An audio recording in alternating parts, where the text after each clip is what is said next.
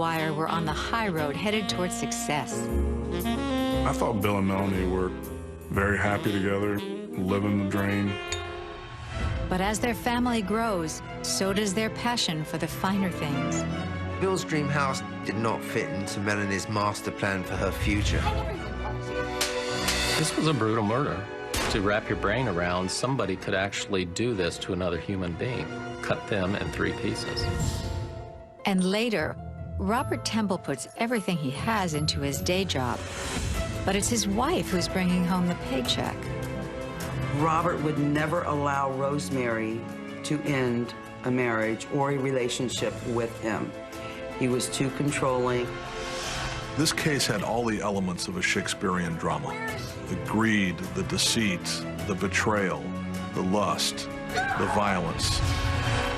When passions heat up in the workplace, getting fired is the least of everyone's worries. Because 2 is company, 3's a crowd, and 1 is a killer.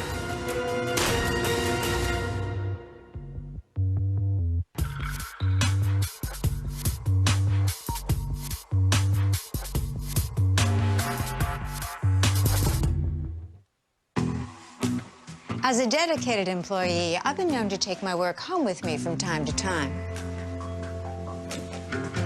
Oopsie. But you know what they say about workplace romances. Don't dip your pen in the company ink. The point could be deadly. And as Bill and Melanie McGuire will learn, the secret to a successful marriage is the same as for any business. Sometimes, in order to succeed, you've got to crush the competition.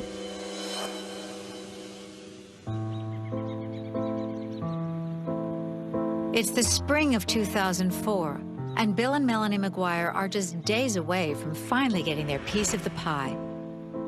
A $500,000 estate in an upscale New Jersey suburb. To the outside world, I think Bill and Melanie's marriage seemed perfect. He had a good job, and she made a lot of money. Everybody thought that was a couple that really had things going their way. But just beneath the surface of this happy picture is heartache and betrayal, something no one would have seen coming just 7 years earlier. I met Bill in the Navy back in 1983.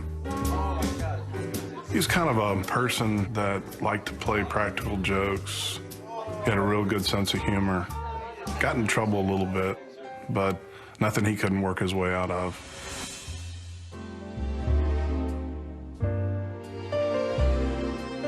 And when Bill McGuire first lays eyes on Melanie, he finally finds some trouble worth getting into.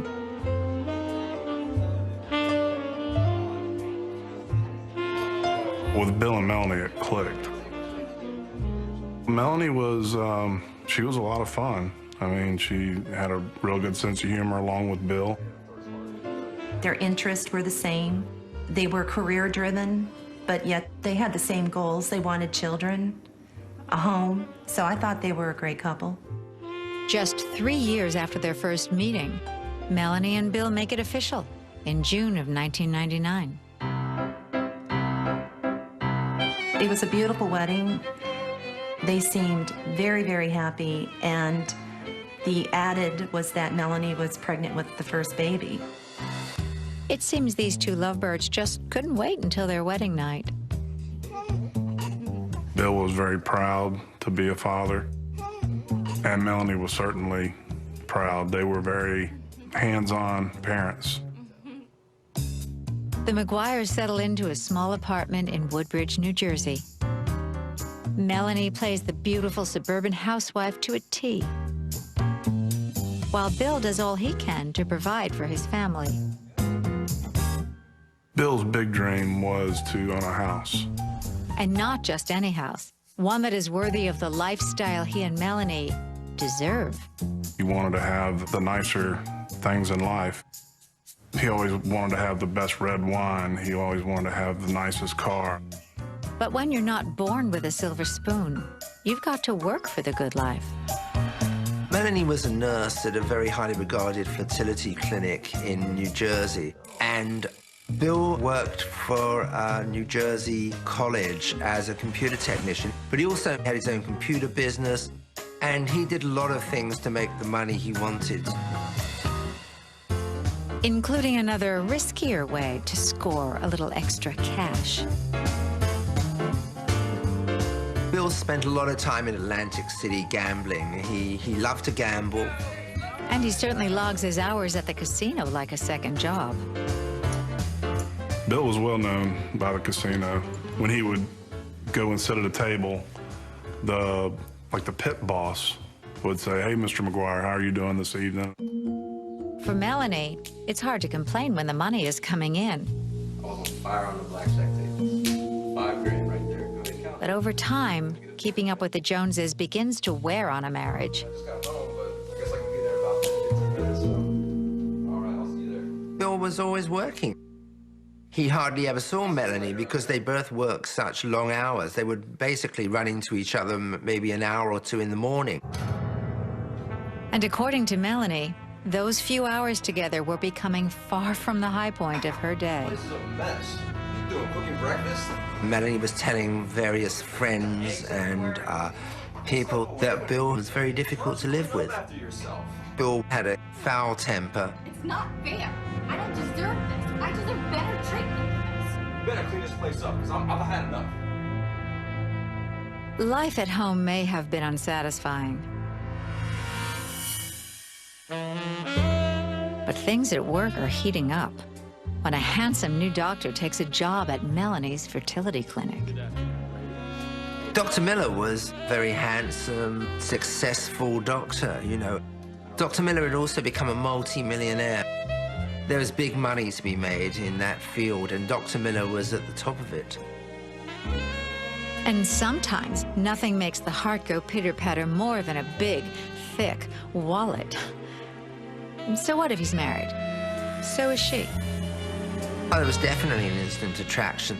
They were flirting with each other and having lunches together, and it was the talk of the hospital, in fact.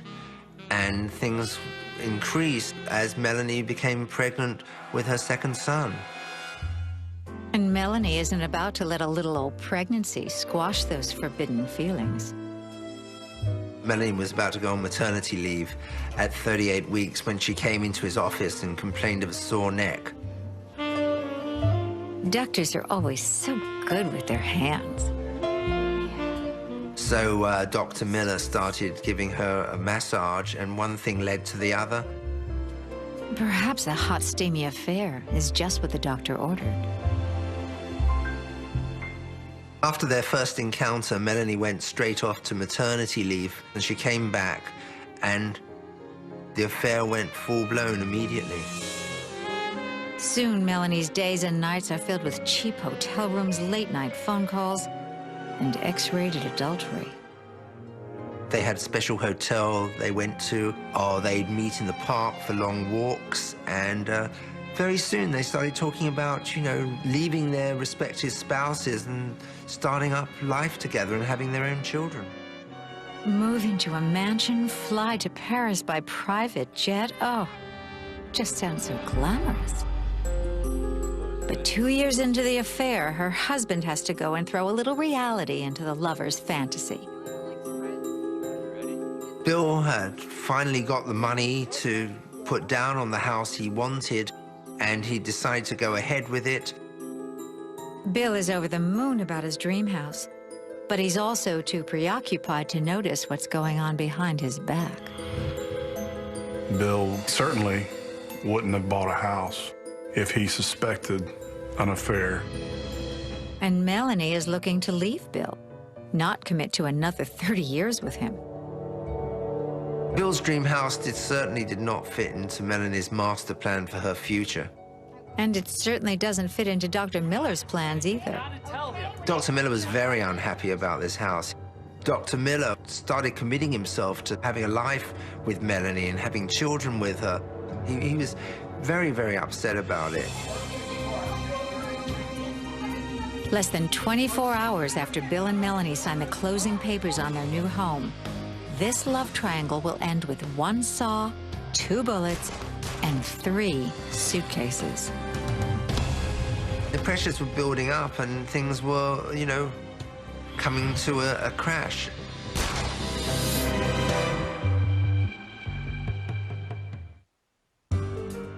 Bill McGuire has always dreamed of owning a big house one day. The problem is, his wife Melanie is fantasizing about living in an even bigger house, not with Bill, but with a certain handsome doctor from work.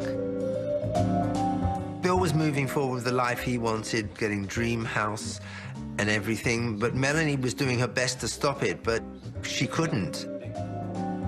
If only there was a quick and easy solution to Melanie's little problem. Perhaps there is. The day that Bill closed on his house, he called me. He was really excited. He had gotten his house.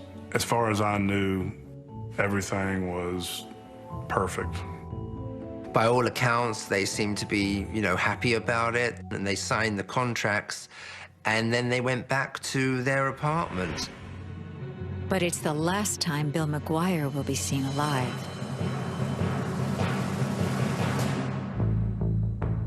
It was about 4 or 5 days after I'd talked to Bill that I found out that he was actually missing. John received a call from Melanie, and Melanie went into a long explanation that Bill had attacked her. Melanie told everyone that the night that they exchanged contracts, Bill got in a huge argument with her and became physically abusive, hit her. And she hid in the bathroom to escape him. And she heard him packing bags and everything, and then the door closed, and as he left, he screamed something like, "Our kids will never see me again, and you're the reason." You will never see me again. Never. Goodbye. Have a nice life. But within a week, Bill will resurface, literally, along a stretch of Virginia coastline. In May of 2004, a suitcase floated up in the Chesapeake Bay. That suitcase contained the legs of a white male. Approximately 6 days later, a second suitcase floated up on the shore of Fisherman's Island, and that suitcase contained the head and torso of a white male. A few days later, a third suitcase was found. That suitcase contained the pelvis of a white male. With body parts washing up on shore, Virginia Beach detectives have never seen residents this scared. We didn't know where the suitcases had come from. Could have been thrown off of a boat, off of the Chesapeake Bay Bridge tunnel. We just didn't know. What they do know is someone sure had it out for this guy. The manner of death was ruled a homicide, quite obvious, and the cause of death was gunshot wound to the head and torso. It was clear that the person who was responsible for the murder wanted to not have this body found. I'm sure they were hoping that these suitcases would float to the bottom of the Chesapeake Bay, but that didn't happen. We had a sketch artist release a crime scene sketch of the victim, and it was released to the media. Turns out, even in death, Bill McGuire still has a little luck on his side. When I saw the sketch, I just had the worst feeling in my stomach. I thought it was Bill. And I said, "John, I'm gonna call the police." John and Susan Rice identified the victim as Bill McGuire. All Bill McGuire wanted was a winning hand at life. But it wasn't in the cards. When I was talking to Officer Piquel, he asked me a lot of questions about Bill and Melanie, and I told him I didn't think it was Melanie. And he asked me, "Well, how do you know that?" Sure, cutting someone up into 3 pieces isn't for the faint of heart. But Detective Piquel knows there's such a fine line between love and hate. I contacted the Woodbridge Police Department and asked them to run some intel on the victim and the wife, Melanie. And we discovered that she was a nurse at a fertility clinic. Nurse, did you say? Isn't that interesting? The body parts from the suitcase were contained in a medical-type towel. The medical blanket was tracked to the fertility clinic that Melanie worked at. It could be just a coincidence. Still, Detective Piquel can't help but notice that Melanie has her own special way of grieving over the end of her marriage. It was in the 6-week period before the police told her that the remains had been found. She packed up the apartment. I found the whole situation weird that, you know, she gets rid of her mattresses, her couch, some aerial rugs. She had no idea if he was supposedly coming back or not. Either Melanie's a domestic goddess or she's trying to clean away something. Her old life, a murder, or a guilty conscience, perhaps? Our next step in the investigation was to travel to New Jersey. We made an appointment with Melanie McGuire. She was everything to me. As expected, Melanie plays the role of a grief-stricken wife. Melanie was a horrible actress. You know, she tried to cry her eyes out, and she made the facial expressions, but never did she drop a tear about her husband. The widow spins the same story to police that she's been telling to all her friends and family, but adds one juicy tidbit for our detectives to sink their teeth into. He likes to gamble. Melanie McGuire relayed to us that she figured that her husband had gone to Atlantic City because he liked to gamble. Perhaps Bill met his maker in Atlantic City after a bad gambling incident. After all, how else could something so horrible happen to her husband? I guess it's possible, watching The Sopranos and things, they cut bodies up and they're dumped in water.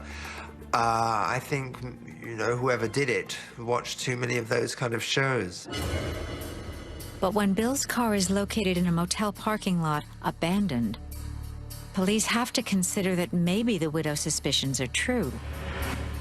Or not. We figured the vehicle was staged there. You know, I had it in my mind, maybe she was trying to throw us off a little bit. But in fact, she sort of led us to a key piece of evidence. When investigators searched Bill McGuire's vehicle, they found a clear vial of liquid and a syringe in the glove box. And that clear vial? It's chloral hydrate, a powerful tranquilizer often used by medical professionals. Well, being that it's a tranquilizer, it could have been used to drug the victim. You need a prescription to get chloral hydrate. Is there a doctor in the house? Early on, there was that suspicion that maybe there was another man in her life. Whether there was somebody else that helped her, maybe. Well, I think once the police found out that Melanie was having an affair with Dr. Miller, he became a prime suspect as her accomplice in the murder.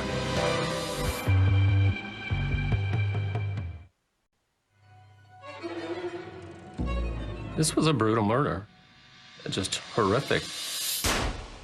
To wrap your brain around, somebody could actually do this to another human being, cut them in 3 pieces.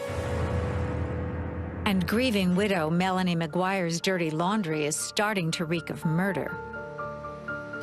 Early on, we suspected Melanie was responsible for her husband's death, but when we left New Jersey, we were certain. So when a New Jersey task force takes over, they soon discover Melanie's not-so-professional relationship with a certain doctor. They have to wonder, is this a prescription for murder? They were suspicious of Dr. Miller, and one day after work, he suddenly found himself cornered by about 4 New Jersey State Police officers where he worked, and they took him into their headquarters. The police confronted him, saying, we know you're having this affair. Dr. Miller's denied knowing anything about the murder. He said he believed her. He didn't believe she was a murderess. Well, he may be the only one who thinks that. Dr. Miller agreed to wear a wire to help further the case against Melanie. With detectives listening, Dr. Miller called Melanie from his office. How's your day going? And tried to get her to implicate herself in Bill's murder. The thing is, I'm implying that I know more than I'm telling them. But whatever he threw at her, she always had an answer. Well, they can imply that until the towns come home. She'd never admitted that she'd done anything wrong to anybody at any time. Perhaps even Melanie can pick up the stench of betrayal. The wiretappings really didn't produce much information, to further the investigation. But it does prove useful by helping to cross our doctor off the suspect list. They pretty soon realized that it wasn't him and cleared him. With Dr. Miller off the hook, investigators do a little digging into Melanie's whereabouts prior to Bill's disappearance, and soon discover she did some shopping that she failed to mention to police. Police determined that 2 days before the murder, she'd gone to Pennsylvania and purchased a gun which was consistent with firing the bullets that killed Bill. And there's more. Remember that tranquilizer found in Bill's car? Yeah, so do investigators. The prescription was filled by a pharmacy a few blocks from the McGuire's home. None of this looks good for Melanie, but it's an incriminating internet search that helps put the final nail in her coffin. Police forensic scientists did a search of their computers and found several searches, such as how to commit murder, undetectable poisons, how to commit suicide, and various other things. There's no such thing as being too prepared. But Melanie McGuire could use a lesson in covering her tracks. 18 months after the murder, detectives finally arrested Melanie McGuire for the first-degree murder of her husband, Bill.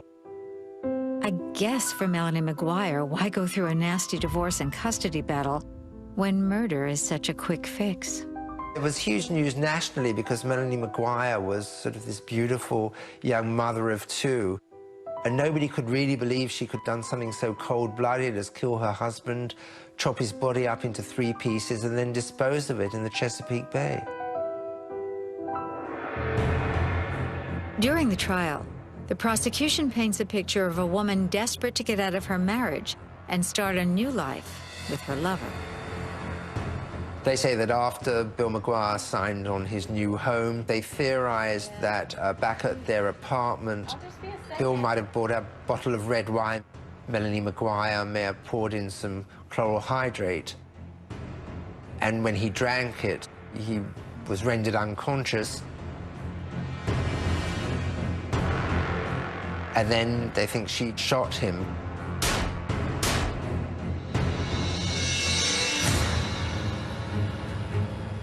Using a saw, she dismembered his body and cut it into 3 pieces.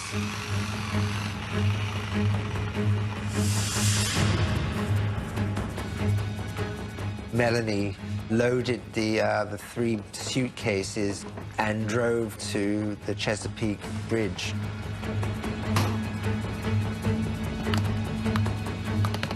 And disposed of the suitcases off the side.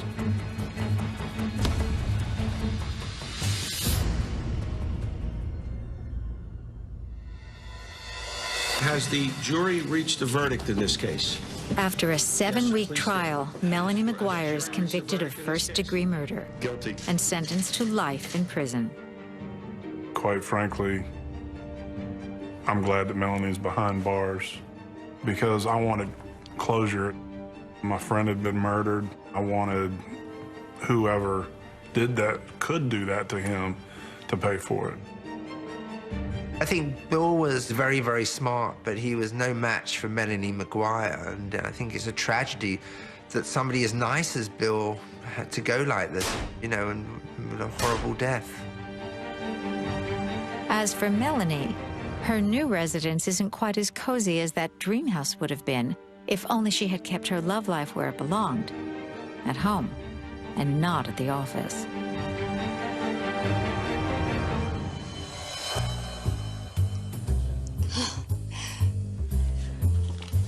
automobile, Ricardo. It is said never to mix business with pleasure.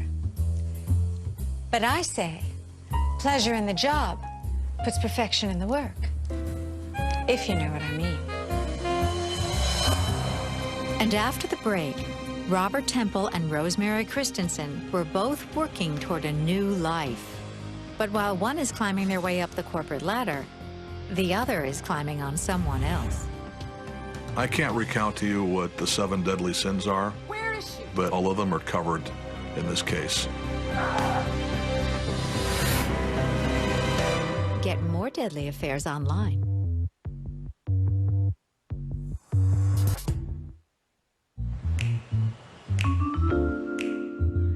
In Florida, it's always so hot and steamy. The kind of climate where most people want to peel away a few layers of clothing.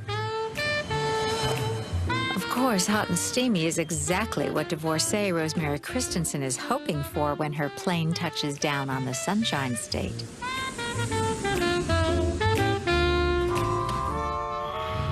Rosemary Christensen was a very worldly person. She grew up in Australia. She married a European diplomat and lived kind of a royalty lifestyle for a time.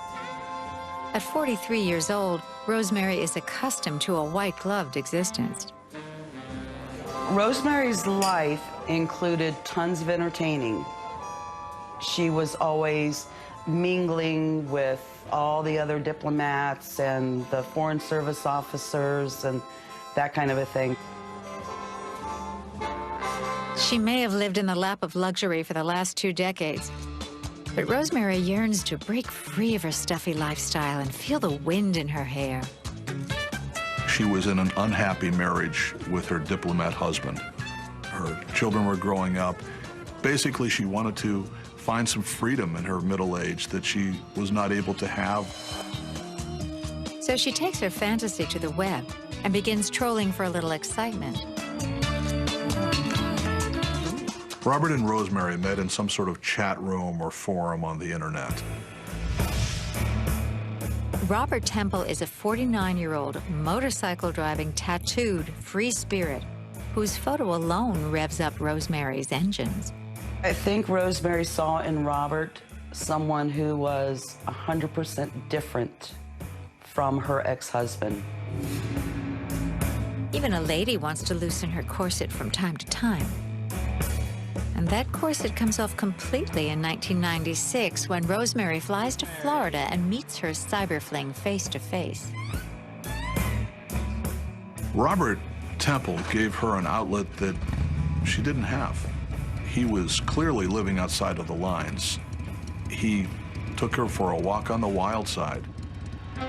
And in less than a year, Rosemary Christensen leaves her old life in the dust and marries the sexy, charismatic Robert Temple. They very much were the odd couple. You've got a very pristine, well-mannered, polite woman with this motorcycle dude. A classic bad boy. Been there, done that. Take it from me, bad boys almost always stay just that, bad.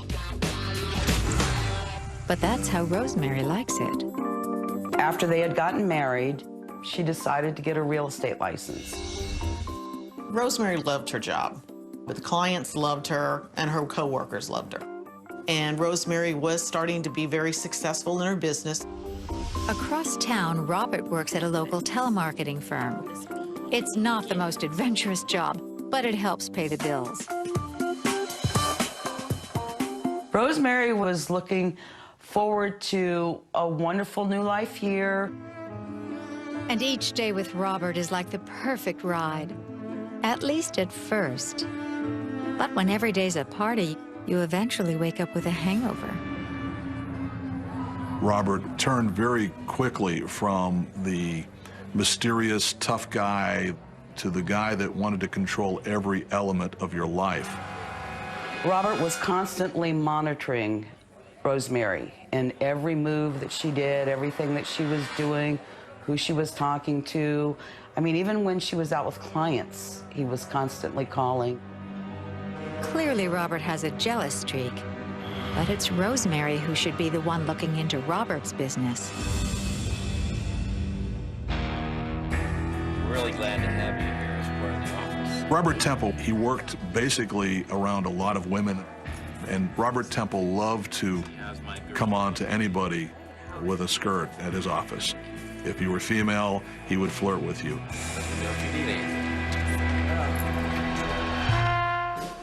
And there's one woman in particular who's the object of Robert's desire. A 21-year-old smoking hot blonde named Leslie Lawrenton. Leslie and Robert Temple met at the office. He flirted with her. She responded. Robert is on Leslie like a bear to honey. Pretty much everybody in that office knew that they were having an affair. They had sexual encounters in the office, in cars, in motels. Their relationship wasn't one of flowers and walks on the beach.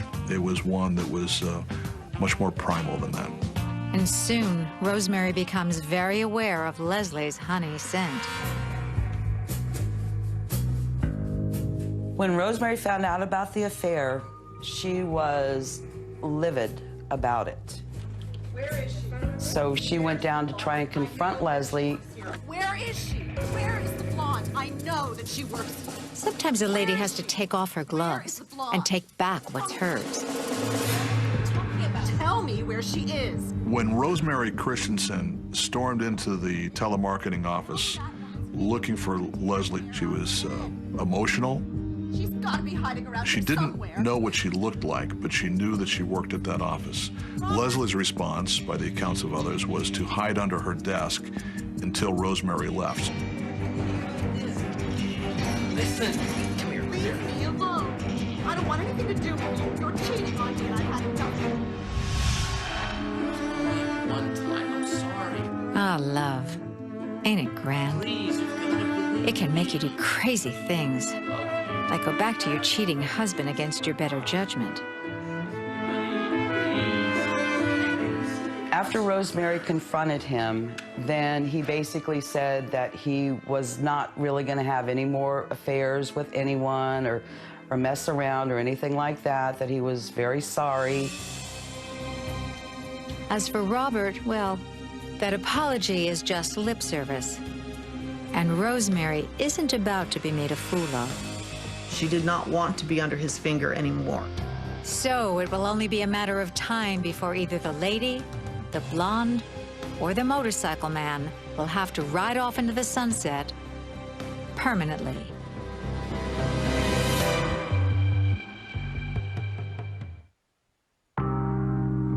Rosemary Christensen's bad boy husband of 2 years, Robert Temple, has now turned his attention to a sexy younger co-worker.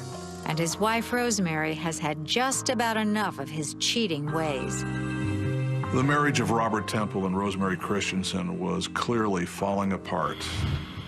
She had become aware of his affair. In fact, she'd even gone to a lawyer to seek advice about divorce. The flame Rosemary and Robert once shared is now raging out of control.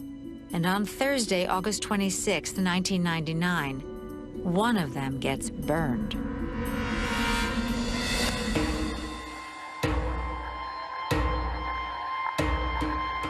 People started to become suspicious about Rosemary's whereabouts when she missed an appointment.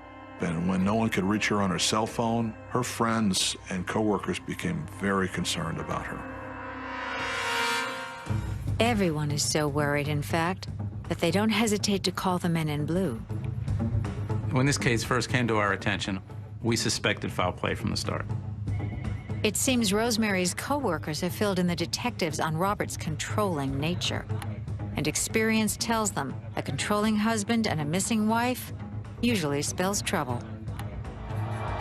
We contacted the state attorney's office, and they gave the okay to go in and do a cursory look around. After all, there just might be a reasonable explanation for Rosemary's disappearance. But I wouldn't hold my breath. Once we got into the residence, the house was vacant and nobody was there. Sitting on Rosemary's counter is a possible explanation. It was a note written by Robert Temple stating he had to get on his way to Decatur, Illinois. He explained that he would be back on Tuesday and meet up with her then. What a considerate husband to leave a note. And that's not all the officers find. Upon entering their bedroom, we found the entire carpet, wall to wall, was gone. And then all the furniture was put back in its place. This is very odd for somebody's bedroom to be in this state. You don't have to be a police officer to think all of it looks more than a little suspicious.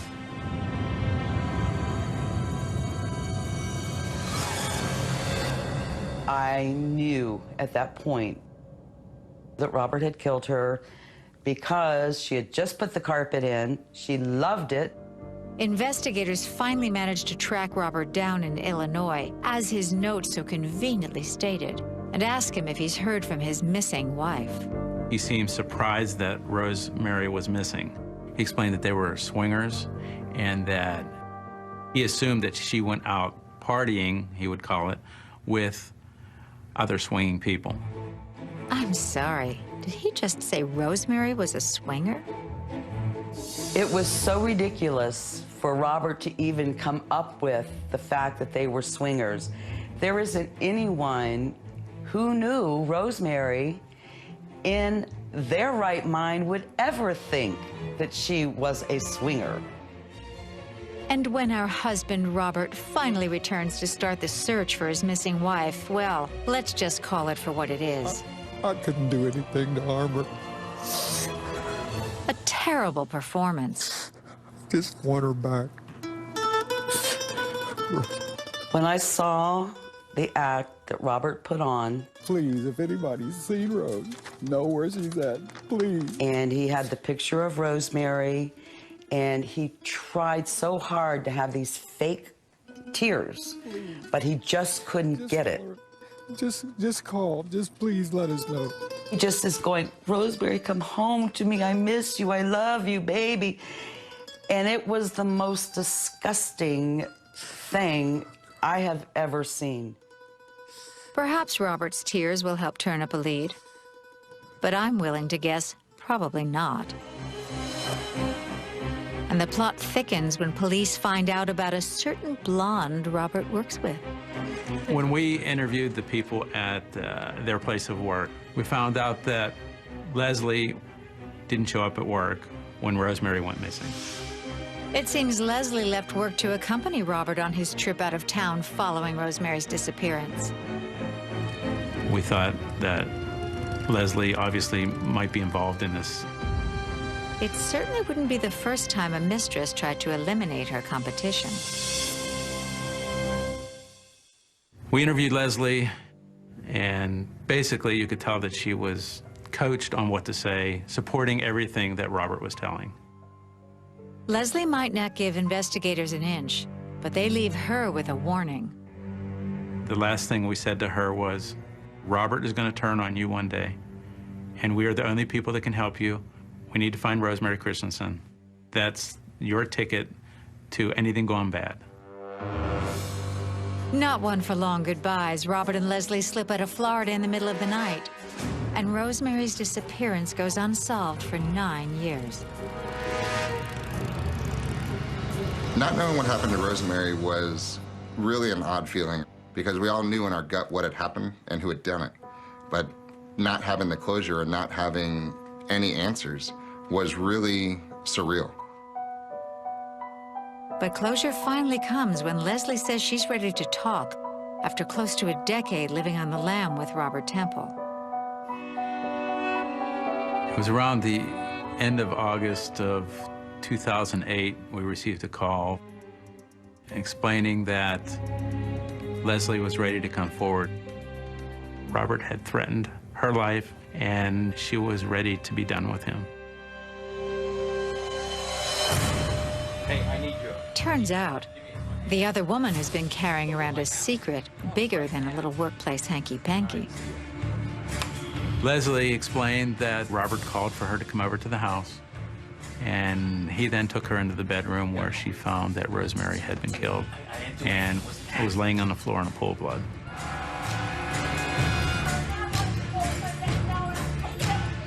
Robert said that Rosemary came up behind him and hit him in the back of the head. She fell back and fell on a knife, or, as Robert claimed, fell on the knife 3 times. That's one hell of a fall, don't you think? He then convinced her to help clean up. We need to dispose of this body. And explained that, look, you and I have had sex in this house. Your DNA is here somewhere. And if the police find it, you become a suspect also. And she went along. Like it or not, Leslie is knee-deep in the murder now. They bought a large Rubbermaid type tote, and she explained that Robert then stuffed Rosemary into this rubber tote. They load this plastic tub into the back of a rental vehicle, and they drove back to this place along the Swanee River where he dug a hole and kicked the tub into the hole upside down. What a true gentleman. Leslie brought detectives back to the scene of the burial. Leslie described a tree with an arch that went over the roadway. She stopped and she went, it's somewhere in this area. We dug a small hole right down and we dug the entire tub out of the ground. If Leslie would not have taken us to this body, we probably never would have found it. When Leslie finally came forward, it was an amazing sigh of relief and a bittersweet one, though. It was nice to kind of take that question mark out of the back of your mind. Once Robert was arrested, he was charged with the first-degree premeditated murder. During a week-long trial, Robert serves as his own lawyer. And he is found guilty of first-degree murder. Robert Temple is the dark persona that every mother should warn her daughters about. He disguises himself as a romantic rogue, but in the end, this is a man without conscience, whose idea of love and loyalty is to stab his wife to death and bury her in a plastic bin in an unmarked grave. It seems Robert wanted to be the boss in the marriage, and the thought of Rosemary quitting on him just wasn't an option.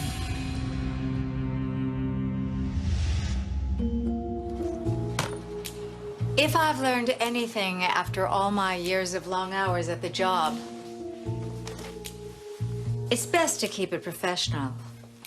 Because sometimes love in the workplace can lead to lights out.